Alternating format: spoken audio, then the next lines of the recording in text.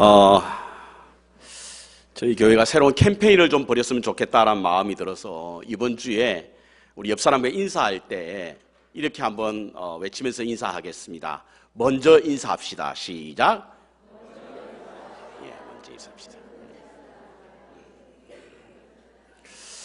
인사 하나 안 하나 두고 보자 뭐 이런 식으로 하지 마시고 먼저 다가가서 인사하시기 바랍니다. 여러분, 인사는 참 중요한 것 같아요. 인사 한마디만 제대로 해도 우리의 관계는 눅눅듯이 녹아지는데 인사가 제대로 안 되어서 불필요한 오해를 하게 되고, 그래서 우리 마음이 불편할 때가 많은데 여러분들이 먼저 가서 인사하는 그런 캠페인, 그래서 먼저 가서 교회 오래 다니신 분부터 먼저 가시고, 연세 드신 분부터 먼저 가시고, 지도자부터 먼저 가시고 인사하게 되면 그 인사 받는 분들이 다음부터 먼저 와서 인사하게 될 줄 믿습니다. 그래야 우리 교회가 화목하게 되고 우리 교회가 정말 하나님의 뜻을 감당하는 그런 귀한 교회로 세움을 있게 될 줄 믿습니다. 금년에 저희에게 주신 말씀은 하나님이 꿈꾸는 교회입니다. 하나님이 꿈꾸는 교회. 어느 교회가 되었으면 좋을까? 무슨 교회가 정말 가장 이상적인 교회고, 그리고 우리가 기대하고 기도하는 교회인가? 그건 역시 하나님이 꿈꾸는 교회다 라고 하는 말씀을 받고는 회복, 변화, 열정이라고 하는 이 세 단어를 가지고 계속해서 묵상 중에 있습니다. 회복과 변화는 그리스도를 이 땅에 보내신 목적이요 하나님의 꿈입니다. 끊임없이 우리는 지속해야 하고 도전해야 될 목표입니다.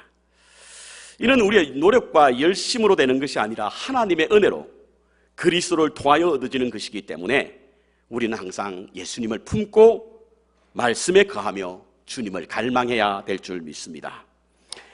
회복과 변화가 일어나게 되면 자연적으로 나타나는 현상이 바로 열정입니다.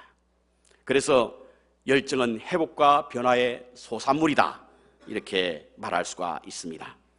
어떤 목표를 정하고요, 그것을 성취하기 위해서는 계획도 세워야 하고 노력도 중요합니다. 성실도 요구되고 도전도 필요합니다. 그러나 무엇보다도 열정이 있어야 합니다. 왜냐하면 일에 대한 열정이 없으면 어떤 것을 이루기에 매우 힘이 들기 때문에 그렇습니다. 세계적인 투자자 워렌 버핏이 이런 말을 했습니다. 열정이 없으면 에너지가 없고, 에너지가 없으면 당신은 아무것도 없습니다. Without passion, you don't have the energy. Without energy, you have nothing. 그래서 우리는 열정이 있어야 되는데요. 먼저 열정에 몇 가지 특징이 있는데요. 그것을 잠깐 말씀을 나누면, 첫째로 열정은 나이가 없습니다. 열정에는 나이가 없어요. 우리는 성경에서 갈렙이라고 하는 사람을 잘 알죠. 그는 가나안 땅을 정탐하러 갔던 여호수아와 함께 한때는 동무로, 동역자로, 그리고 한때는 든든한 지도자로 여호수아에게 항상 같이 했던 사람이 바로 이 갈렙입니다. 가나안 땅에 들어가서 그 땅을 정복하려고 할 때에 하나님께서 주신 지혜로 여호수아는 그 땅을 차츰차츰 잘 점령해 나가기 시작했습니다. 그런데 그에게도 힘든 어떤 땅이 하나 있었는데, 그 땅이 어떤 땅이냐면 바로 헤브론 산지였습니다. 그 땅은 난공불락의 성이 있었고 아낙 자손이라고 하는 거인들이 거주하고 있었으며, 그리고 그것은 높은 산 위에 있었습니다. 그래서 아무 지파도 그것을 점령하기를 원하지 않았고, 그래서 여호수아도 그 땅을 이렇게 미루어 뒀던 것입니다. 그때 갈렙이 났습니다. 그리고는 이 산지를 내게 달라. 그 나이가 몇 살인 줄 아십니까, 여러분? 85세였습니다. 85세 때 젊은이도 다 피하고 군사들도 다 외면하는 그런 헤브론 산지에 그 땅을 나에게 주소서. 하나님께서 약속하셨으니 내가 이루실 수 있는 줄 믿습니다. 85세 나이에 열정이 있었기 때문에 그는 그 땅을 차지할 수 있었는 줄 믿습니다. 미국의 샤갈이라고 하는 해리 리브만이라고 하는 사람이 있습니다. 그는 폴란드 출생으로 26살 때 미국으로 건너와서 29세부터 캐시어로 일을 하다가 과자 공장을 하게 되었고 크게 성공을 이룬 그런 은퇴한 유태인이었습니다. 은퇴 후에 우리가 살고 있는 곳과 그리 멀지 않은 롱아일랜드 그레인넥에 있는 곳에서 시니어 클럽, 그곳에 나가면서 친구들과 어울려서 잡담과 체스를 두는 것으로 그 나머지의 인생, 그 여정을 보내고 있었습니다. 그런데 그가 74세 되던 해에 그와 함께 친구로 지내오던, 그래서 매일 만나서 잡담과 체스를 하던 친구가 어느 날 몸이 아파서 그 시니어 클럽에 나타나지 않는 것입니다.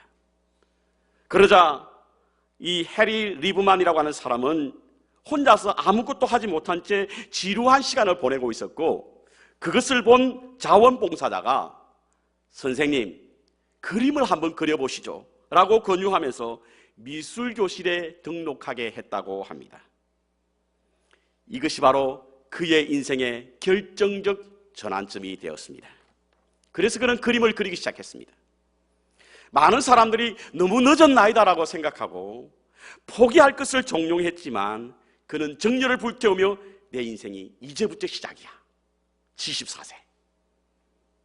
그리고는 그곳에 몰입하여서 81세 때부터 정식으로 직업적 화가가 되어서 그림을 그리기 시작했다는 겁니다. 그는 많은 미술가와 평론가들로부터 천재성을 인정받았는데요, 74세 때 미술을 시작하여 101살 때까지 22번의 전시회를 가졌다고 합니다. 그리고 1983년 103살의 나이에 행복한 삶을 마치고 미국인들에게 가장 존경받고 사랑받는 미술가로서 세상을 떠나게 되었다라고 합니다. 그는 101세 때에 22회 개인전을 가지면서 전시회 회장의 입구에서 꼿꼿이 선 채로 그곳을 방문하는 사람을 맞으면서 이런 말을 했다고 합니다. 70세, 80세, 그리고 90세 먹은 사람들에게 이 나이가 아직 인생의 말년이 아니라고 말하고 싶다. 몇 년을 더 살 수 있을까를 생각하지 말고 내가 어떤 일을 더 할 수 있을지를 생각하세요. 무언가 할 일이 있는 것이 바로 곧 삶입니다. 헨리 데이비드 소로라고 하는 사람이 있죠. 이분은 이런 말을 했습니다. 우리는 나이가 들어서 늙는 것이 아니라 열정이 식을 때 늙는다. 그래서 늙지 않고 건강하게 살려면 열정이 있어야 된다. 사람들이요, 인생의 최고의 보톡스는 열정이라고 합니다. 우리의 주름살을 펴고 맑은 정신으로 웃음기 있는 피부를 유지할 수 있는 것은 바로 열정이라고 하는 것입니다. 나이가 들어 주름이 생기고 흰머리, 몸이 쑤시고 결리면 팔이 절려도 가슴을 뛰게 하는 무엇인가 있다고 한다면 우리는 여전히 청춘인 줄 압니다. 두 번째로 열정에는 학벌이 없습니다. 저는 최근에 페이스북을 통해서 소개받은 김남준 목사님이 쓴 게으름이라고 하는 책, 거기에 보면 거룩한 삶의 은밀한 대직이라고 하는 부분이 나오는데요, 이 부분에 한 이야기를 소개하고 있는데 그것이 참으로 제게 도전이 되었습니다. 그 삶의 주인공은, 그 이야기의 주인공은 노동운동을 하다가 하나님을 만나고 지도자가 된 사람의 이야기가 나오는데요, 그는 불법 파업을 주도했다라고 하는 이유 때문에 감옥까지 간 사람이었습니다. 그런데 그 후에 감옥에서 주님을 영접하고 전철에서 매일 복음을 전하는 그런 사람이 되었습니다. 그와 같은 모습을 귀히 여기는 어떤 잡지사가 그 사람을 데리고 인터뷰를 했습니다. 그러면서 어떻게 영접하게 되었고 어떻게 하나님을 알게 되었고 만나게 되었는지에 대한 여러 가지 이야기를 나누고 난 후에 그 기자가 인터뷰 말미에 그 사람에게 이렇게 물었습니다. 어떤 희망사항이 있습니까? 그러자 이분은 그 질문에 기도로 대답하면서 이렇게 기도합니다. 하나님, 저는 배운 것도 없고 갖춘 것도 없어서 더 크게 주의 일을 할 수 없어요. 그래서 응감생심 저를 크게 써달라고 기도하지 못하겠어요. 그렇지만 혹시 하나님이 귀한 사명을 맡겨주신 사람 가운데 게을러서 그 일을 제대로 안 하고 주님의 마음에 아프게 하는 사람이 있다면 그 사람 대신 저를 그 자리에 보내주세요. 잘하는 것은 없지만 정말로 주의 일을 열심히 하겠습니다. 세 번째로, 열정은 마르지 않는 샘물과 같습니다. 열정은요, 신실함에서, 절실함에서 비롯되지 않습니까? 그래서 열정이 있는 사람은 샘물과 같이 끊임없이 맑은 물을 솟아내는 그런 사람들입니다. 그러다 보니까 새로운 것을 발견하게 되고요, 창조적인 아이디어가 그곳에서 나오게 되는 것입니다. 요즘 차세대 혁신이라고 할 수 있는 테슬라라고 하는 전기차 아시죠? 이 차를 발명한 사람은 1971년생이에요. 남아프리카 공화국으로부터 이민 온 젊은이였습니다. 이 사람의 이름이 일론 머스크라고 하는 사람인데요, 그는 이 테슬라라고 하는 이 전기차를 발명하기 전에 그 이전에 이미 집2라고 하는 그런 벤처 기업을 통해서 성공한 사람이었습니다. 얼마나 재산이 많은지, 좋은 아일랜드의 어떤 섬 하나를 구입하고 일평생 거기서 살아도 모자람이 없는 만큼 그런 크게 성공한 사람이었습니다. 하지만 그는 그것으로 멈추지 않았습니다. 그의 삶의 목표는 혁신하고 세상을 변화시키고 바꾸는 일이었기 때문에 끊임없이 열정을 갖고 그는 꿈을 포기하지 않았기에 그 속에서 창조적 아이디어가 발견하게 되었고, 그래서 테슬라라고 하는 자동차를 만들어내게 되었던 것입니다. 열정은 퍼내고 퍼내어도 마르지 않는 샘물과 같습니다. 우리 교회와 성도님들은 하나님의 꿈을 위임받은 사람들입니다. 그러므로 우리들은 크고 작은 사명이 저마다에게 있습니다. 그 사명을 감당하기 위해서는 우리는 무엇보다도 필요한 것이 바로 열정입니다. 본문을 보겠습니다. 우리가 너무나 잘 아는 라오디게아 교회에 관한 이야기입니다. 계시록에는요, 7 교회의 이야기부터 시작되는데요, 7 교회의 이야기는 오늘날 온 세계를 향한 말씀이기 때문에 이 말씀은 오늘 우리 교회와 이 땅에 세워진 모든 교회를 향한 하나님의 가르침이십니다. 이 라오디게아 교회는 4대 교회와 함께 유일하게 칭찬을 받지 않고 책망만 받았던 교회 중에 한 교회입니다. 그 이유는 오늘 본문에 차지도 아니하고 더웁지도 아니하다, 내 입에 토해낼 것만 같아 라고 하는 말씀입니다. 라오디게아 지역은 물 사정이 좋지 않습니다. 그래서 그들은 히에볼라라고 하는 곳으로부터 수로를 연결해서 물을 공급받는데요, 이 물이 미지근한 물입니다. 오래전에 저도 집사람과 함께 이 라오디게아 지역을 방문했을 때에 그 물에 발을 담궜던 적이 있는데요, 정말 더운 기가 나는 그런 미지근한 물이었습니다. 석회질이 많아서 마시면 복통을 일으킬 수 있는, 그래서 식수로는 사용할 수 없는 물이라고 하는데요, 그렇지 않다더라도 먹을 수 없을 만큼 미지근해서 금세 토해 내버리고 말 것만 같은 그런 물이었습니다. 라오디게아 교회가 마치 이 물과 같다는 거예요. 차지도 더웁지도 않는 곧 열정이 식은 교회다라고 말씀하고 있습니다. 그러므로 내뱉고 싶은 교회. 유진 피터슨이 쓴 메시지 성경에 보면요, 차지도 더웁지도 아니하다는 말씀을 어떻게 해석하고 있냐면 너무 진부하다, 너무 고루하다, 너무 정체되었다, 이렇게 해석하고 있습니다. 열정이 없는 교회의 특징이 바로 진부하고 정체된 모습입니다. 그럼 그들이 열정이 없는 이유가 무엇이었을까? 17절부터 보면요, 그들이 열정 없는 이유가 17절에 이렇게 말하고 있습니다. 내가 말하기를 나는 부자라 부요하여 부족한 것이 없다. 그들이 부자라 부요함으로 부족함이 없었던 이유가 바로 그들이 열정이 식게 된 이유였다, 이렇게 말씀하고 있습니다. 라오디게아 지역은 BC 3세기경에 셀라큐스 왕조의 안티오쿠스 2세에 의해서 만들어진 도시였습니다. 이 도시는 매우 상업적이로 활발한 그런 도시였고, 특별히 이 금융 쪽에 발달했던 그런 도시였기 때문에 매우 부유한 도시였습니다. 말 그대로 오늘 본문에 나왔듯이 그 지역에 많은 사람들이 부유했고, 그래서 교회도 자연히 부자 교회였습니다. 한국 교회가요, 요즘 다 힘들어하는데 분당에 있는 교회만 부흥한답니다. 분당은 천당 밑이라고 그러잖아요. 얼마나 살기 좋은지 천당 밑이라고 합니다. 그런데 그 분당 위에 교회당이 있답니다. 이 말은 바로 살기가 좋은 분당이었고, 그 분당에 있는 사람들이 교회 모이니 천당 밑에 분당, 분당 위에 교회당. 많은 사람들이 교회에 모이는데 한결같이 그곳에 사역하시는 분들의 이야기 들어보면 사람은 많지만 열정은 식었다 이겁니다.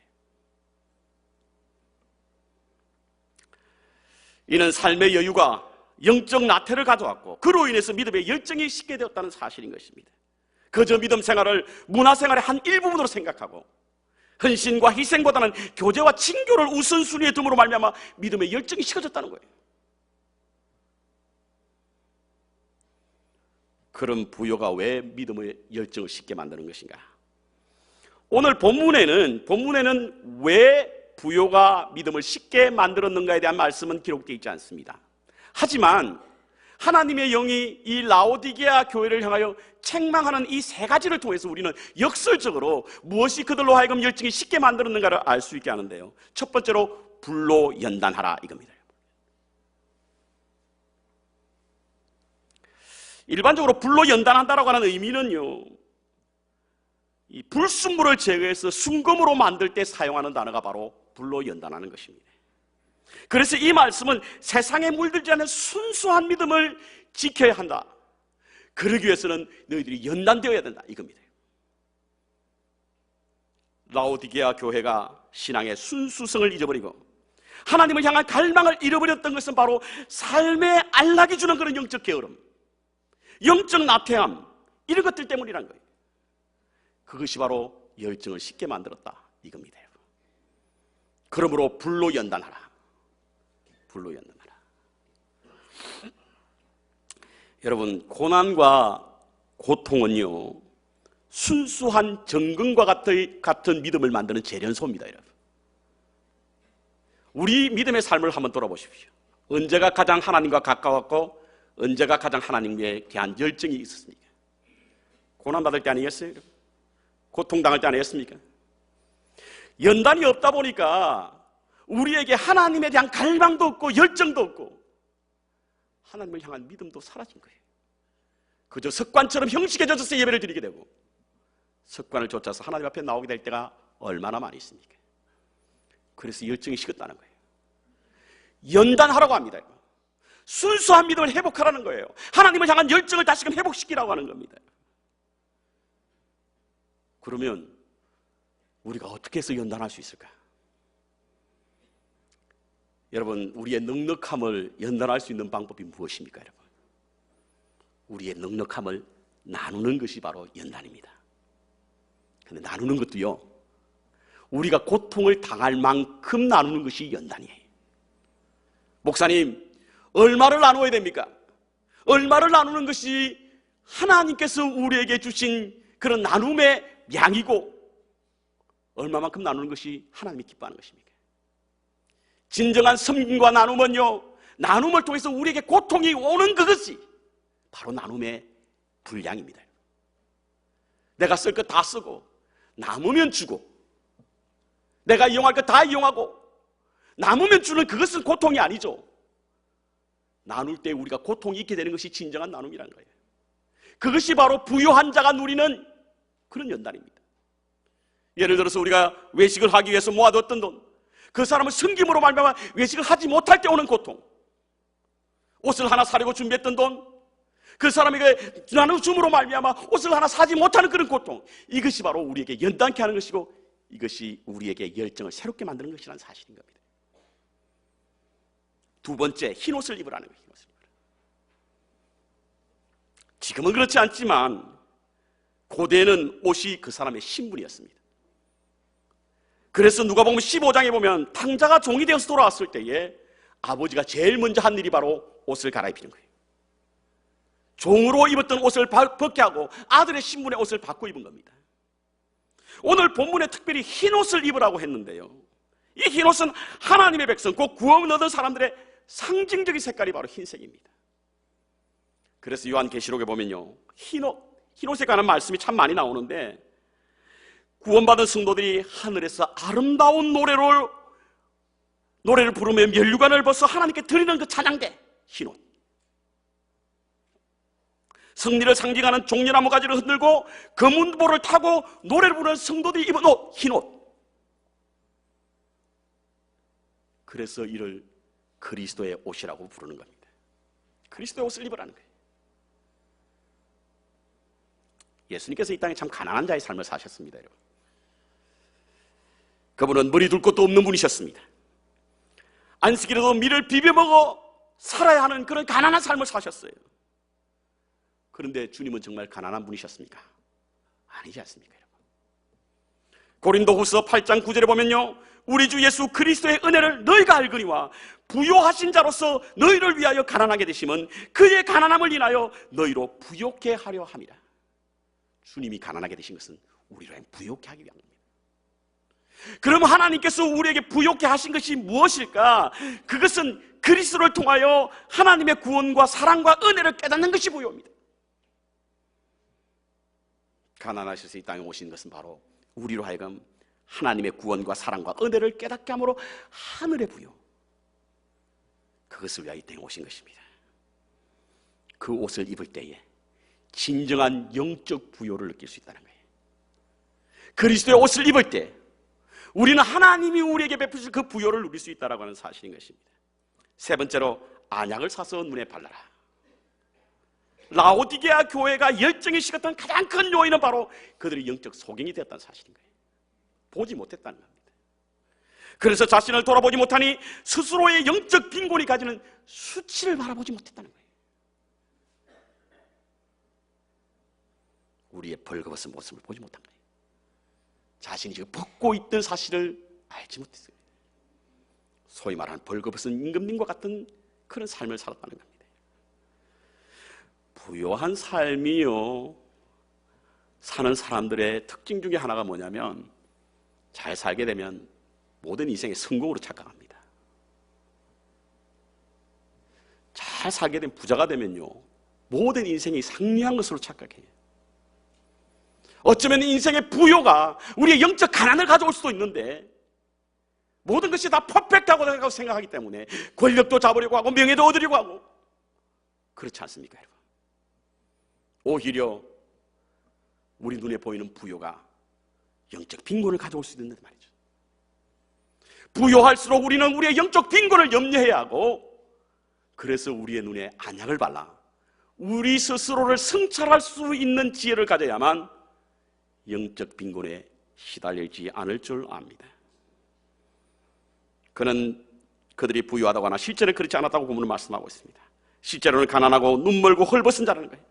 아마 그들의 영적 상태가 매우 빈곤한 사람이었던 것으로 우리에게 알려져 있습니다. 그래서 안약을 사서 자신을 성찰하라, 이와 같은 말씀을 하시는 후에 오늘 우리가 읽지는 않았지만 20절에 보니까요, 이런 말씀이 있습니다. 볼지어다 내가 문 밖에 서서 두드리노니 누구든지 내 음성을 듣고 문을 열면 내가 그에게로 들어가리라. 이 말씀 뭡니까? 라오디게아 교회는요, 아직까지도 예수님을 문 밖에 세워놓은 거예요. 주님이 문을 두드리시는데도 문 밖에 세워놓은 거예요. 주님이 문 밖에 계시니 주님과 교제가 일어납니까? 주님이 문 밖에 세니 주님의 친구가 될 수 있어요? 주님이 문 밖에 있으니 함께 먹을 수가 없잖아요. 열정이 식은 교회의 특징 중에 하나가 뭐냐면 주님이 그 안에 계시지 않는다는 겁니다.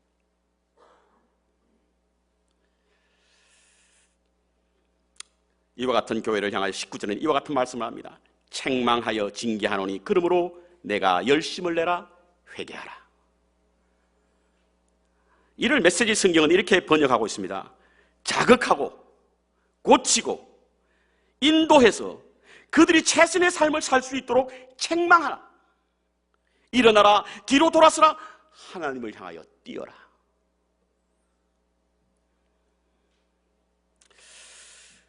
열정에 대한 올바른 이해를 돕기 위해서 열정과 열심에 관한 차이점에 대해서 말씀을 나누겠습니다. 여러분, 열심과 열정은요, 최선을 다한다는 의미에서는 비슷합니다. 그런데 그 중심에 흐르는 정신이 매우 다른 차이점이 있습니다. 성서 안에 흐르는 언어가 주는 의미를 분석해보면요, 이 열심이라고 하는, 엔투지아즘이라고 하는 이 단어는요, 자기에게 초점이 맞춰져 있어요. 열광, 자기의 감정, 이것에 초점이 맞춰져 있죠. 하지만 패션이라고 하는 열정은요, 그 초점이 하나님께 맞춰져 있습니다. 그러므로 열심은 자신의 의지에서 비롯되고 열정은 하나님의 뜻에서 나옵니다. 열심은 자신의 감정에 따라 움직이고 열정은 사명에 따라 움직입니다. 이런 차이점으로 인해서 열심과 열정에는 몇 가지 다른 점을 발견할 수 있는데요, 첫 번째로는 바로 열심은 경쟁적이지만 열정은 협력적입니다. 열심히요, 자신의 어떤 의지로 일을 하기 때문에 본능적으로 경쟁적일 수밖에 없어요. 뭐 경쟁이 열심으로 생길 수 있는 동기부여는 될 수 있을지 몰라도 이러한 어떤 경쟁은 반드시 다툼과 갈등으로 이어집니다. 빌립보서 4장에 보십시오. 그 교회 두 사람의 이름이 나오는데 유오디아와 순두계라고 하는 사람의 이름이 나옵니다. 이들은 매우 열심이었다는 거예요. 그런데 이들이 바로 교회 갈등과 분쟁의 밑거름이 됐던 거예요. 열정이 있어야 되는데 열심이 있었던 거예요. 두 번째로 열심은 성과를 따지지만 열정은 결과와 상관치 않습니다. 열심은요, 자기의 노력과 의지로 하기 때문에 반드시 결과를 기대하고 열정은 사명에 충실함으로 그 결과를 중요하게 여기지 않습니다.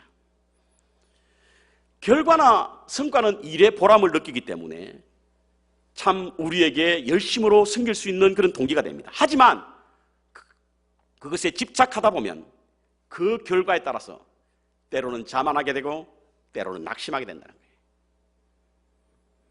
잘 될 때는 자신의 의지와 능력으로 했기 때문에 자만하게 되고요, 잘 안 될 때는 그 결과에 따라서 자기가 한 행동에 대한 열매 없음에 대하여 낙심하게 되는 겁니다. 성경에 보면요, 열심히 특심이 되었다라고 하는 사람이 있어요. 엘리야. 그는 내가 만군의 하나님 여호와를 위하여 열심히 특심이 오니, 얼마나 열심히면 특심까지 이야기하겠습니까? 그런데 그 엘리야가 어떻게 되었습니까?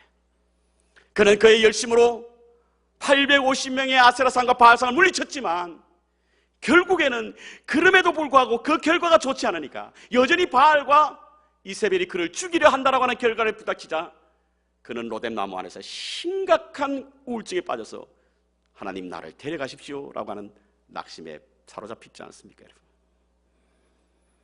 하지만 열정은 그렇지 않습니다, 여러분.